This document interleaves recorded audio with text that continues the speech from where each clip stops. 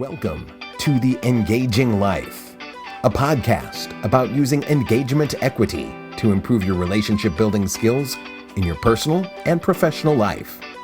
And now, here are your hosts, Brandon Suba and Angela Cheney. Well, hello, Brandon. Whoa. Hey. We had a long intro to our intro, and you didn't. Some good outtakes. Do not need to hear it. You do not need to hear it. Though you may. Yeah. So, part two, I had a little bit of a, it's not a typo. I say typo because I'm a writer. Oh, yeah. No, that was a wordo. A wordo? Is that how that works? I was trying to say part two. It came out tarpoo. On our which we reels. think we should try and trademark and sell it to the poopery people. Poopery. We're going to make a video on UB2B for our UB2B. For So, part two of disengagement. In the first episode, we talked about the dangers of disengagement, why we're disengaged.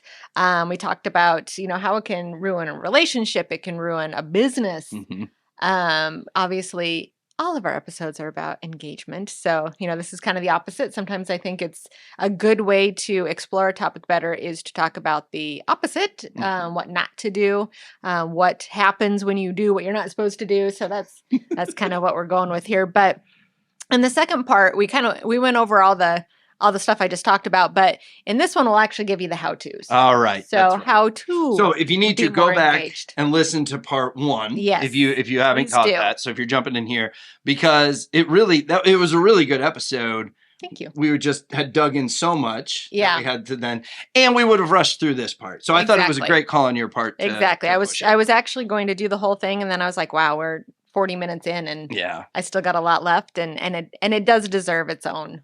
I think this is the most important part, honestly. Absolutely. So I'm going to split it up because, as I usually like to do, I can't just talk about business.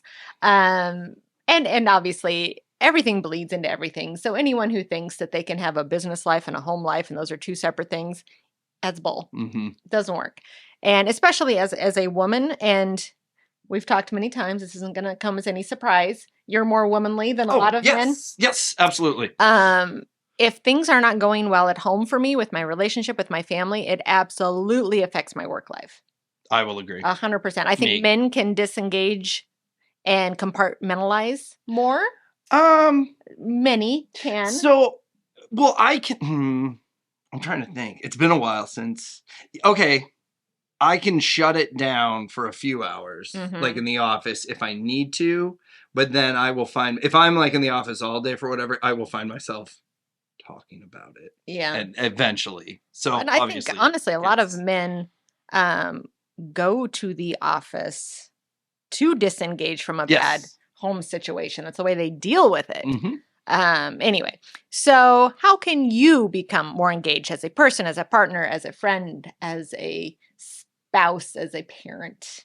As a manager, as an employee. No, we're talking about you first. Oh, we're just focused on that. See, but I guess you as a leader, that's part of it. Again, it's all you as a person. That's right. The first thing is force yourself to be around people. And we talked about this in the first part and the very interesting podcast that I listened to, which is, I can't remember the name of the podcast now, the one about your brain's lying to you and oh goodness. Oh, you told me. It's not. Is it in the notes? It's possible. Let's from last time. It's the Happiness Lab. There we go. And it was about the study they did about people talking on trains. Oh, yes. And the ones who were forced to interact were a lot happier. And so if you're an introvert or have labeled yourself as an introvert or have become more introverted since COVID or any of those things, it's so easy to be alone these days. And when it really comes down to it, and I'm going to throw some super introverts under the bus, and I might get in trouble for it. A lot of the times being alone, it's kind of lazy because it's easier. Mm-hmm. It's easy. You don't have to worry about what the other person wants to watch on TV. You don't have to worry about if what you say is taken the wrong way. You don't have to worry about if somebody likes the temperature more than. It's easy. And but saying it's easy doesn't mean it's going to make you happy. Right. Because you're missing out on all this connection. And you're also missing out on a way to grow, because if you always get everything you want the exact way you want it, you're just going to get and it's stuck in their way. Everybody's heard of the just the way I am. Yeah, or the woman who never got married because she got so stuck in her ways that she couldn't. It's like that is somebody who is stagnant. Mm-hmm. That's someone who has a fixed mindset, is stagnant. And even when those people say, I'm happy this way, that it's not true. If you look at all the historical hermits, and I can only think of one, 'tis the season, the Grinch. But if there's the old Scrooge, the old man next door, all of those, are they ever perceived as happy? No. And it's when they make a connection with someone that now they are. And I mean, there's movies that are made about it. Straight up biology. Yes. Humans are wired for connection. We grew up packs, right? Yeah, absolutely. We are wired for connection. It's about survival. And that's not, in this day and age, you can survive being alone physically. Right. You can order your groceries to be delivered. You can work from home. You can survive. But emotionally and socially, I think people forget those things because it's not so obvious.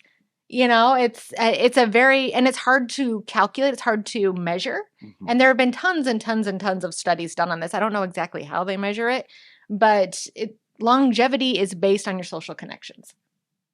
Of life? Yeah. I think you've talked about that before, too. Yeah. And there have been. I mean, you can Google that and find tons of studies, but that is one of the biggest determining factors of how long and healthy of a life you will live, is how deep and broad your social connections are. I should live till I'm 105. You're going to do just fine. There's the drinking, though. 101. Oh, 99. We're going to cut that. Right there with you.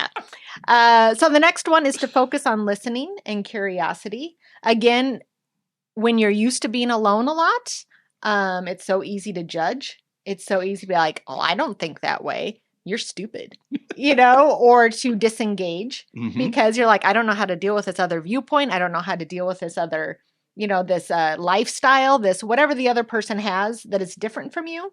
It's very easy to just be like, I don't get this. I'm out. But when you listen and you have curiosity, almost always you can find something that you can connect with the other person about. It might take some doing, especially if you're trying to pull it out of somebody who doesn't talk much but when you do that, when you just go into it saying, I'm going to learn something about this person, or even just, I'm going to be the person that listens to them, because you could very easily come across someone who nobody has listened to for 25 years. Yeah. And if all you do is sit there and listen, I mean, that could be life-changing. An experience they've never had before. Right. Which is sad. It is sad. And I do think that just from personal experience, when I'm in a bad mood or something bad has happened to me or my home life is not going right or my job is not going right, the more I focus on it, the unhappier I get. Yeah. If I can somehow take the focus off me and do something for someone else, instantly happier. Mm-hmm. And that's, that could be listening to someone, that could be volunteering, that could be giving $5 to a homeless man, that could be anything. And I think that, and my husband's really bad about this. He's like, I'm ruminating again. I'm ruminating. And that's what he'll do. He'll just sit by himself and I also call it navel gazing. I'm like, he's navel gazing it, like staring at your belly button, navel gazing. Okay. That's another. I had to do That's another term for ruminating or thinking too much about yourself. Because you can think yourself into a lot of dark places. Oh yeah. Well, and you always assume the worst. Yeah. If before the experience, or if you keep yourself away from the experience because you assume or what's going to happen, it's always bad. Always. Yeah. And you can talk yourself into bad stuff. So take the focus off you. Go listen to somebody else. Go be curious about somebody else. It's very, very engaging. Designate times to put devices away. So devices are a huge, huge source of disengagement. Mm-hmm. And you see it all the time. One of the saddest things, and unfortunately I'd like to say I've only seen it once, but I see it on the regular. We talked about this in the last episode that I go out to eat a lot. Oh. It's one of my favorite things to do. One of the saddest things is to sit there and look over and see a couple, a family, whatever it is, and they're all on their phones. Yep. And they're not engaging with each other at all. Now, I have seen, and Todd and I will do this sometimes. We'll get into a conversation and blah, blah, blah. Oh, look that up. Was it in 1952? Or, something like that. But we always talk about why we're picking up our phone. So it's, hey, I got to make sure Brooke got to practice okay. Or, oh, I'm going to look that up. Yep. Or even if you are doing something like that and you don't say it. So again, I'm going to Dan listens to all these. I'm going to throw him under the bus. One thing, and I have talked to him about this, in meetings sometimes, he would be actually looking at the prospect's website or whatever to make suggestions, but he wouldn't say it. Oh, right. And so we're in a meeting, all of a sudden he's picking up his phone, going, and I'm just like, what are you doing? What are you doing? And then when I realized, like, you got to tell him what you're doing before you do it. Perception is reality. I hate that one, but I love that one. So put your devices away as much as you can. Mm-hmm. As parents, especially of teenagers who are driving, I completely understand why Todd or I is not going to put their phone away where they can't ever see it in case there's an emergency. Right. I understand that. But, and we have a little bit differing opinions on this. When we get home at night, I leave my phone in the kitchen, usually on silent. Okay. If I get up to get a drink of water or do something, I'll check it. And you don't have an iWatch, right? No. Okay. Just to make sure, nothing needs addressed. Right. Yep. But he leaves his right beside him, while we're watching our show. And I've finally gotten him to silence it. Oh. Because before, and it's this big old ding. Yeah. That would drive me. And I'm just, and then he'd get on it. And the sound your phone makes when you text. And especially when it's on high. He would have even if we weren't supposed to be engaging at the time, maybe I was kind of reading a book and he was kind of watching sports. Ding, ding. I'm just like, and finally I was able to convey that. Okay. So he has at least put it on silent. And I've tried to be like, okay, we're different. He wants to have it, whatever. But have some times where at least it's not front and center. Mm-hmm. And then I do like that, hey, I'm going to look this up or I need to look at that. And because we both hate that when we go into a restaurant and you see. And okay, so a couple things. One, if you watch the table long enough, because I do think there are times where I've seen everyone on our, I'm with a group and we're all on our, right. But there is a rhyme or reason. Everybody had some reason to be on their phone, but then they went down. Right. And you can watch, and yeah, even when the food comes, they're still kind of scrolling on the side. And that does make me sad also. But then two, the newest thing in art, because Liz and I we try to help each other. Mm-hmm. And let me tell you, there was some rough riding to get where we are today. Yeah. But now it is a common thing if we're all sitting and watch, we were watching White Christmas the other day. Mm-hmm. It's not my least favorite. I'm sorry. Liz, if you're listening to this, that's not how I meant to say it. I've seen it enough and I don't enjoy it as much as other Christmas shows. That's okay. But we draw out of a hat and it got drawn. Yeah. And my 9-year-old Isabel's in love with it now. Okay. Didn't know why. So I was on my phone and I was just scrolling. And so she said, Brandon, what are you doing? Because this is our family movie. And I said, you know what? I'm scrolling and I put it down. And what I love is where we're at. It didn't make me mad. Yeah. It was like, no, I'm glad you called me out because what does my family see? What do my girls see? Right. They see me disengaged, scrolling on a phone when we're doing a family activity. Yes. So, of course, they're going to do it. Of course. And I'm going to tell them not to. Yep. And they're going to be like, but you do it. I know. Yeah. I know. So, and I also feel we're, as a society, getting better at that. I kind of feel... Now, just as all addictions and gambling and all of that, there's definitely people that will never change. But I feel I'm seeing more kids wanting to do things instead of just sit on a tablet and stuff. I'm glad to hear that because I am not seeing that. You're not seeing that? Maybe it's getting worse. Maybe it's that younger age. So maybe as my kids are going to get older, it's going to be worse. Good. Mine's screwed, but yours will be fine. Yeah. Should have had your kid a little later. The next one is to designate talking and listening times. So, as a recovering codependent, I tend to want Todd to be engaged with me all the time we're around each other. And it's impossible. And it's also asking something of him that I don't do. Right. It's impossible. So designating times when, hey, this is our time to engage. This is our time to talk and listen. And I'm going to tell you a story because it's part of this, but then there's a danger to it too. So I want to give a little If your spouse is like mine, Okay. I want to give you the danger of it. So I did a course.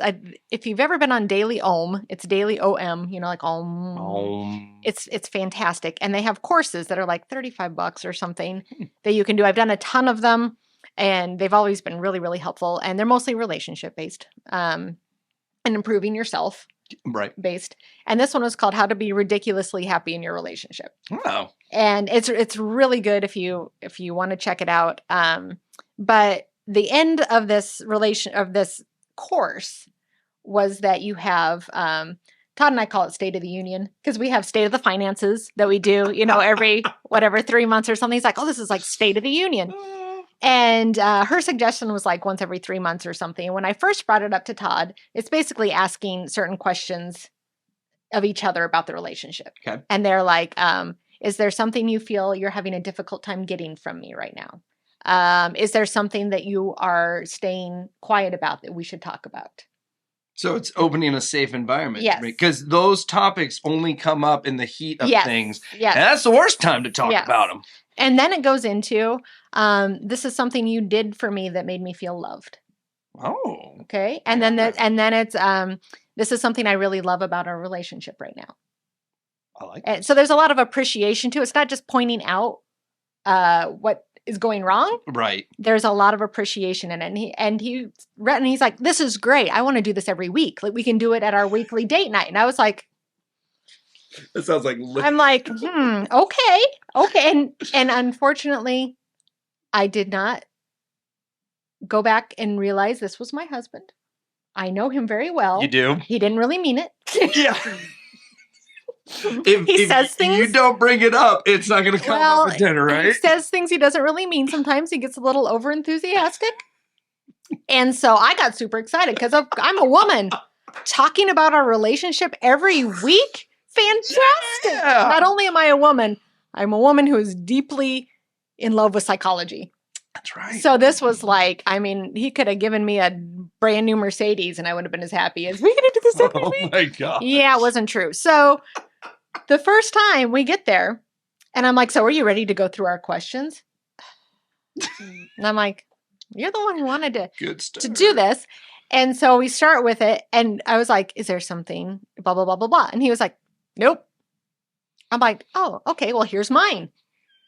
And they were little things. They were little things. As an attack. Mm-hmm. Yeah. Okay, so there was that. And then we go into the next one. So the first two are negative-ish. Mm-hmm. You're bringing up issues. And the next one, he's like, nope, don't have anything. And I was like, this isn't going to work if you never have anything. And I'm like, it can be little things because I do want to hear it. Right. I want to hear that if I left my jacket slung over that it bothers him. Because that's I want to get better. Mm-hmm. And also Todd tends to hold things in and then blows up. And I'm like, if I would have known this all along, I would have been doing it. Right. So then we got to that. And of course I had something and it was honestly, can you please take out the trash a little bit more? I wasn't saying like, everything you do sucks. They were tiny little things. And by that time he was mad and didn't want to do it anymore. And so then of course I had to do the whole, well, you're the one who wanted to do this every week. Anyway, so a couple of things about that. And we have since talked it through. Good. Number one, Todd is terrible with expectations. If he feels like something is expected of him, he's not going to do it. Ooh. Hates them. He hates them. And he and I are continually trying to unpack exactly why. Yeah. He hates expectations, but he hates them. And so what we did is set up a landmine right there. Every Wednesday at dinner, you are expected to share, to do this, to do that, to remember things to talk about. Yeah. And if you don't do it right, I'm going to be upset. Of course. And so that was number one, that was an aha that both of us should have thought about. He should have thought about that when he did it. Let's do this every week. And I should have thought about it when he said it. Yeah. And then number two is rearrange the order of the questions. Start out with the positive ones. Oh, yeah. Start out with and this is I think it's a John Gottman, if you've never read any of his books on relationships. Fantastics. Him and I think it's his wife now. They're the ones who did the marriage where they can tell within, I think, 2 to 3 seconds of a couple's interaction. They can tell if they're going to get divorced or not. Yep. So his stuff is fantastic if you've not read it. But I completely, it's called Rough Startup, is what he calls starting a conversation that's going to lead to a fight. Okay. Because it's the way you present. Like if I come down and be like, if you could just, I know. That's Rough Startup. The opposite of that is, hey, I don't want to, you haven't done anything wrong. I'm not saying you need to change. I'm just saying that I feel blah, blah, blah. That's not Rough Startup. Sure. People are much more receptive to that. So starting out with having to say something that I am not doing, or calling him out on something he is not doing was Rough Startup. Yep. So I was like, if we are going to continue to do this, let's flip flop and put this is what you did to me. I love how you're still holding on that you get to do it every week too. No, we absolutely should not do it every week. And what we've done is done the opposite of this, because that's the other thing. Todd likes to do things when, where, and how Todd likes to do things. Okay. And so to him, having this time, number one, it's an expectation, right, which he hates. It's bad. And it's also saying when he does these things for me at other times, that's not good enough. So he kind of took this and started to use it in other places. But he actually did the opposite. It's supposed to be, you did this that made me feel loved. He started pointing out things he was doing. I did that for you to make you feel loved. I'm like, okay, missed the point. I'm like, no, it should be. I just love how much of a train wreck this was. Recognizing the other person. But he just kept doing like that. Next week, I did that to make you feel loved. I did that. And sometimes it was just, I'm like. You wrote the list. But it's what I did for you. What I did for you. In case you missed it. Uh-huh. Yeah. And I'm just like, he actually did it again to me this morning. So I got up, and this is we're like 4 weeks that we have not been doing this every week at all.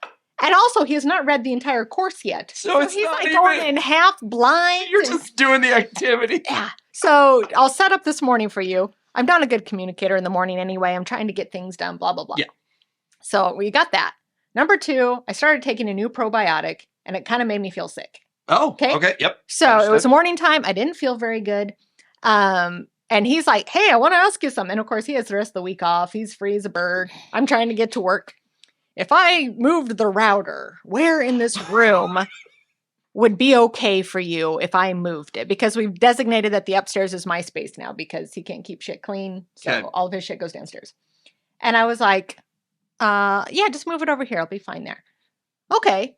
And then he follows me down into the laundry room, asking where you wanted the router was a way for me to make you feel loved. And I just looked at him, and he's like, do you feel loved? I was like, I did, until you had to bring it up like that. Oh, man.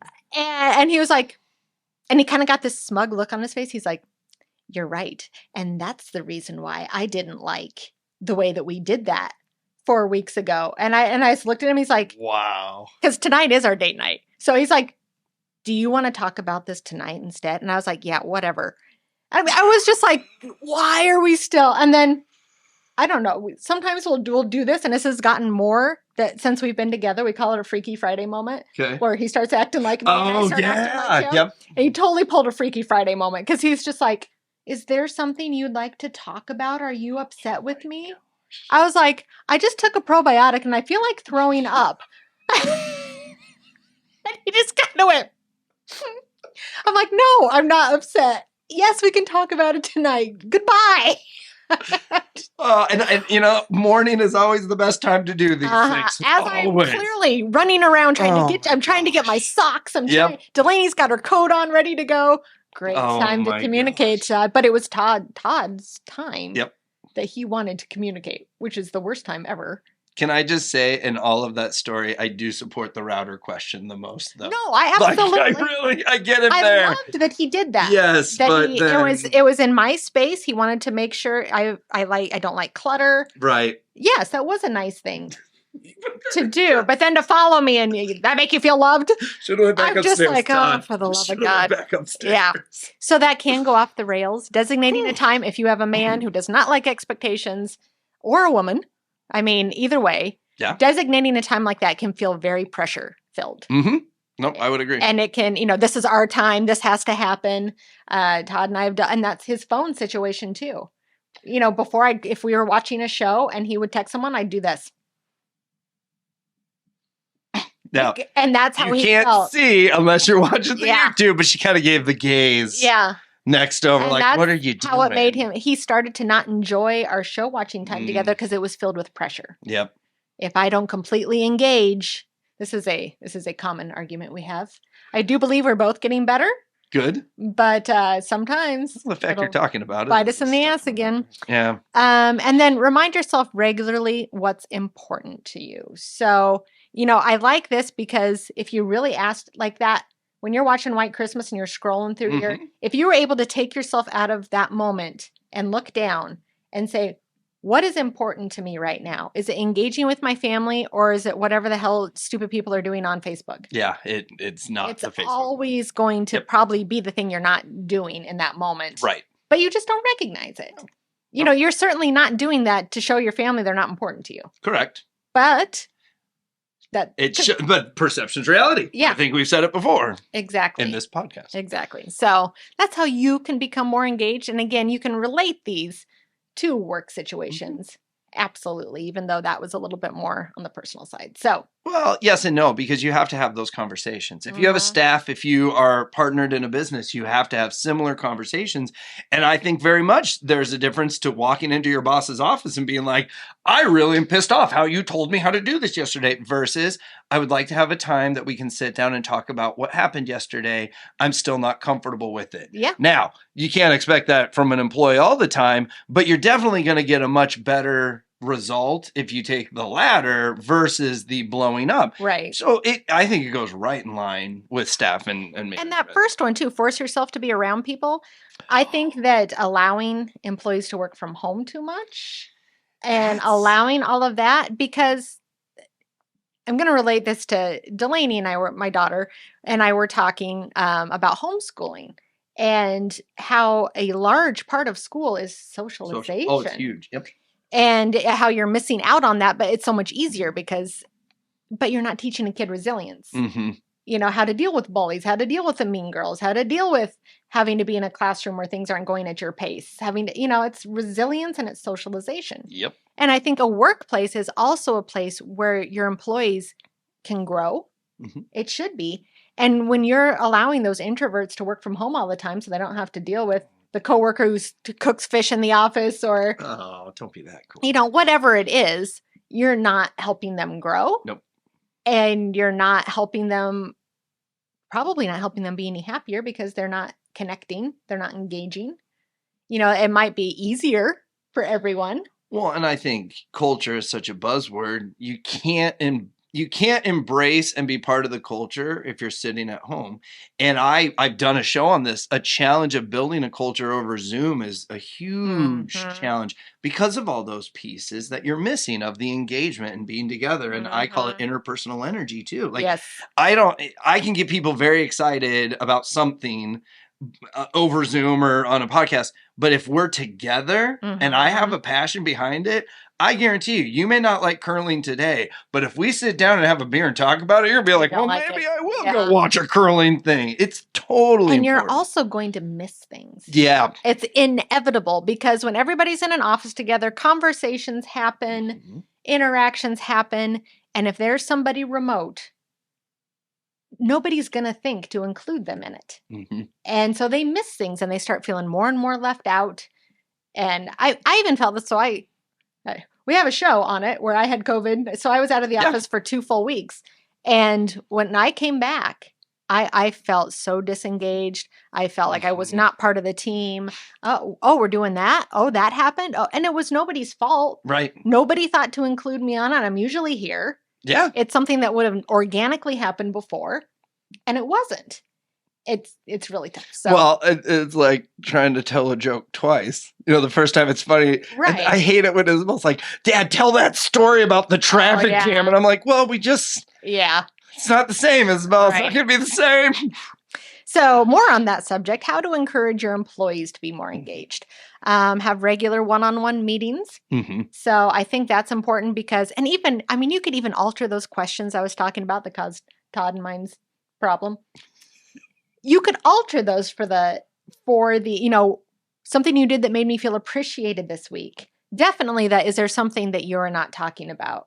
Mm-hmm. And asking your employees those questions regularly, I think could be a game changer. And take the nothings. Take the nothings. Yeah. Because I think you can go through 20, meet 20 times and it's like, no, I'm doing good. This is really good. Because you never know when the challenge is going to come. Right. But it is having that consistent, this is an open conversation.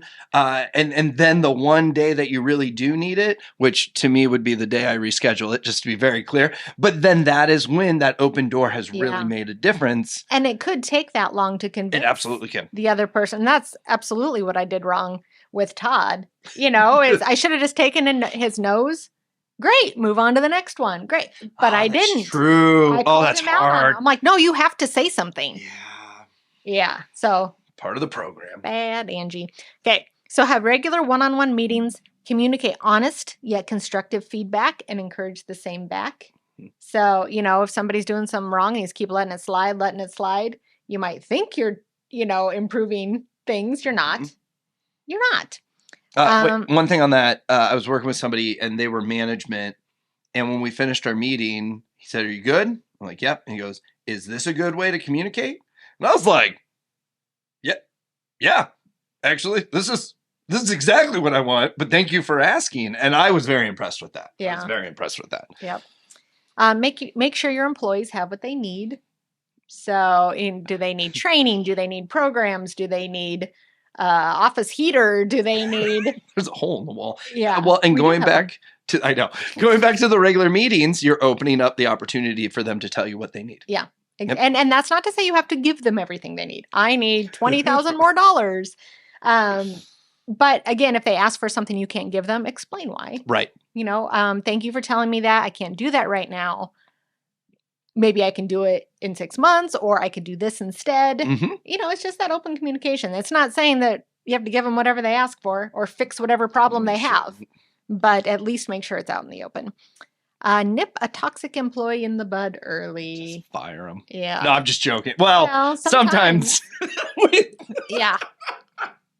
Sometimes you should. As a business owner, they're not your friends. Well, where I experienced that was in networking groups. They would keep a toxic person. And this was the most common. Well, they're from the original. They started the group. It's like, who cares? They're ruining it now. Yeah. So you choose. And I will tell you, I can't think of a time that someone enforced a rule and removed somebody from a chapter that they came back and said that was the worst thing we've ever done. Right. It was always once that happened, we started seeing fill in the blank, more referrals, more growth. Yep. It really makes a difference. And there's a difference between an employee who's going through a bad time or making mistakes and a toxic employee. The toxic one is one who's gossiping and, trying to get the others to be mad. Mm-hmm. And, everybody knows what a toxic person is. And there's no, somebody who's making mistakes or going through a bad time, you can coach them through it. You can help them improve. A toxic one, there's nothing. No, there's nothing you can do other than get rid of them. Have regular team building activities. Again, tough to do if somebody's working remotely. It is. It's the in-person stuff. We have our wind-up Fridays. Yep. And I really do feel that, so we have some part-time employees that can only make it sometimes. And I feel like the more they make it to the more they're included and feel good and everybody's happy. Yeah. And I've missed a few of them in a row sometimes as being out of town or being sick or whatever. It's a bummer. I feel very disconnected from the team, and it's not much. It's an hour a week where we have a drink and play games. I was here a couple of weeks when you guys moved to the new place. I got to partake and I really missed it. And I also think it's big because like if you have employees that are chatting personally in the office and they should be working, you can be like, save that for wind up. Oh, nice. Because there's a time you've set aside a personal talking time. It's like, that's when we talk about, your upcoming wedding or this that happened to you funny the other week or whatever, So make sure you have regular team building activities. Recognize and reward. And this one and the one before it, I would like to quantify, bring in those love languages, because assuming that all of your employees want the same thing is wrong. Yep. And you do have to do some wiggle room, like these wind-ups. Of course, I love it. I love a good happy hour. Yeah. And there are some of our employees who maybe that's not their favorite thing, but we still would like them. It's not mandatory. They don't have to stay for it. We encourage it. But we also try and make sure, hey, do they like this more? Well, let's give them that. Would they rather have a gift card to go out to dinner with their spouse more? Right. Let's make sure we give them some of that. You've got to make sure you reward and recognize employees the way it's going to be most meaningful to them.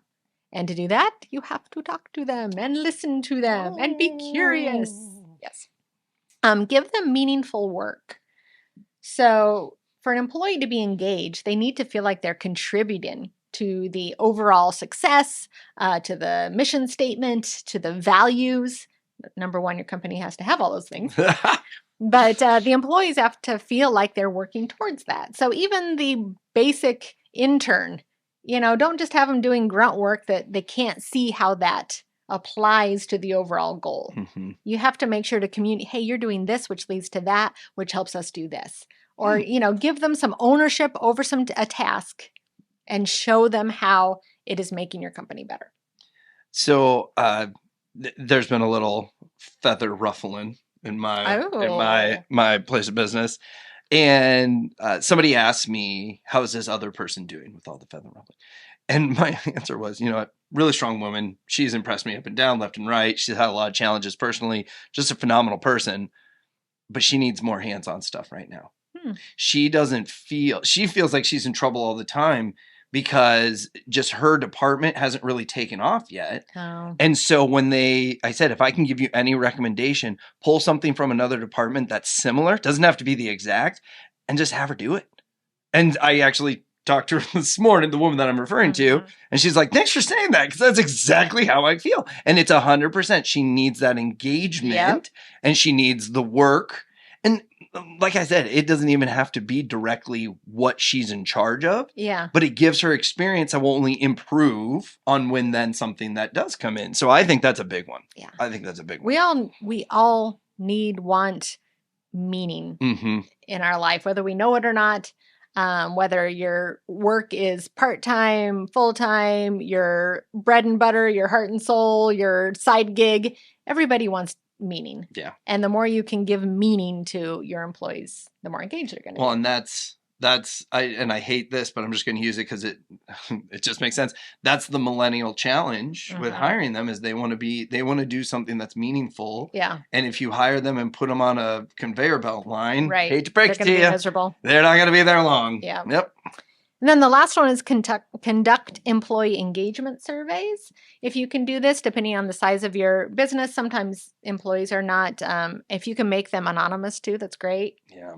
Aren't comfortable, as much as you try and be open and honest, and some, especially if they've come from a bad situation, they may never actually share. But if you give them a chance to do it anonymously, you might learn some stuff. Right. I'm all about, again, you don't have to do everything they say in the survey. There might be some stuff in there you're like, that isn't really true. Right. But you could get some nuggets. You could absolutely get some nuggets from it. You're like, I did not even realize. And this would be such an easy switch. Yeah. Yep. Or you could also get down to this person really doesn't belong here. And again, if it's anonymous, you can probably figure it out. But that's good to know for everyone. Yeah. Before they turn toxic, before they get miserable, it's okay to be like, is this really not a good fit for you? Can I help you? Either find a different fit in the organization or find a different fit elsewhere. It's Traction, I believe, one of the only books that I successfully read, because I also listened to it while I was reading it. Smart. But their big thing is, if an employee is having challenges, it's not always because they're a challenging employee. It's because their butt's in the wrong seat. Yeah. So put them in a different seat and see if they strive there. Yeah. And I liked that, because then you're not just firing them. No. You're giving them another opportunity. And I think after 3 failed opportunities, that's when it's a much easier conversation to say, this just isn't we tried. Fit. Yeah. Like you're a salesperson trying to be an underwriter. It's just not working. Nope. Yeah. So that's it.